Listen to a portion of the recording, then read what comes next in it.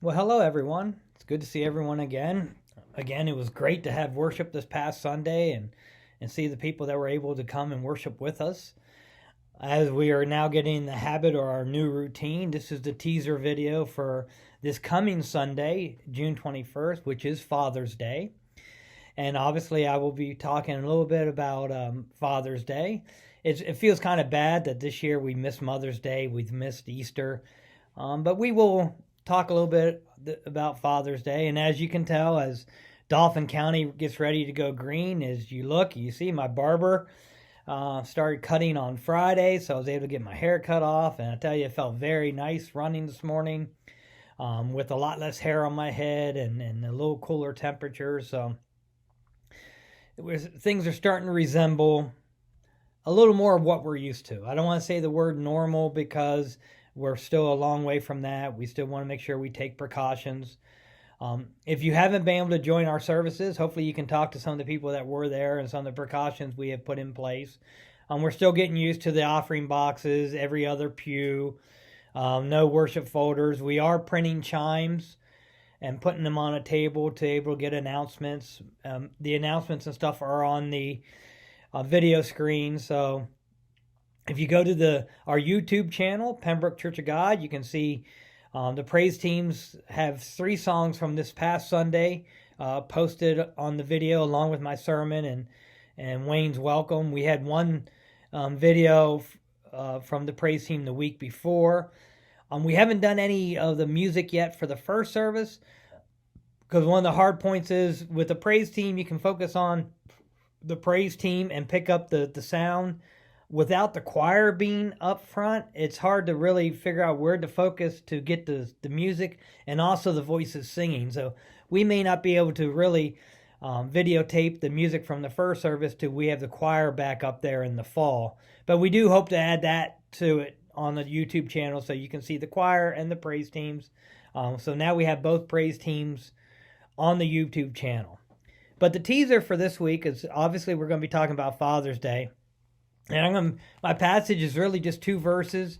It's Ezekiel chapter 18, verses 19 and 20. Obviously, when you do Mother's Day and Father's Day, you're always kind of talking about something that has to do with parenting, raising children. And Ezekiel chapter 18, verses 19 through 20 gives a little insight on that. But when I think about parenting and what we're going to be talking about, one of the things that I think the task as a parent is to raise our children so they can become independent. We do not want to raise children that continue to rely on us and be dependent. We want to raise children that when they become adults, they're able to live on their own, start a family of their own. They're able to hold down jobs. They're able to take care of houses or apartments where they're living. Our goal as parents, we should be preparing them. We should be teaching them what the world expects. The realities, talking about things about how to get a resume, how to present yourself for a job, how to put away for savings, how to save for retirement, how to put money away so you can buy cars and things you need, how to work yourself up so you can, get promotions and get better jobs, and the things that really prepare them for what the real world is.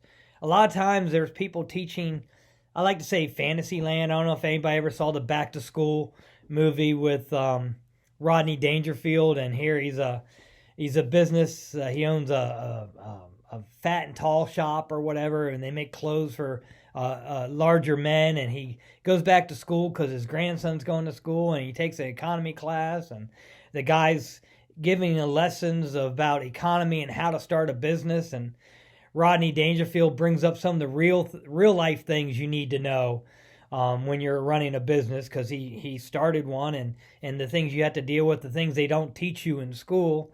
And the professor said, well, we're not going to do things the way you do things. We're going to do things this way. So where should we be starting this business at? And Rodney Dangerfield said, Fantasyland. Because some of the things that we're taught, if it's from high school or college professors, they're teaching as if things are a utopia, that everything's perfect and this is how everything's going to work. And in real life, that's not how. It doesn't matter if you graduate from college and have a good resume. You need experience. It's people you know, it's contacts. And I know my daughter has changed jobs a few times, and I said you never want to burn the bridges. I said you want to leave. If you have to leave a job, you want to leave in good graces. You want to have people you can use for a reference in the future, people you can contact, and she's been able to do that. She's been in good graces with every place that she's worked, and some of those contacts has helped her in the new job. And I know my contacts are. I didn't go to college. I went from high school right into the military and got hands-on experience, and then it's the places I worked and the contacts I've made allowed me to get to the position I did when we started the company and grew a company. So it's these life lessons. My dad was never into cars. I wish he would have been. He could have taught me how to change oil and take care of a car. My first car, that poor Pontiac Sunbird, I didn't know you were supposed to change the oil or rotate tires or anything like that. By the time I got rid of that car, it was in pretty sad shape. It'd be running, you could take the key out and it'd still be running.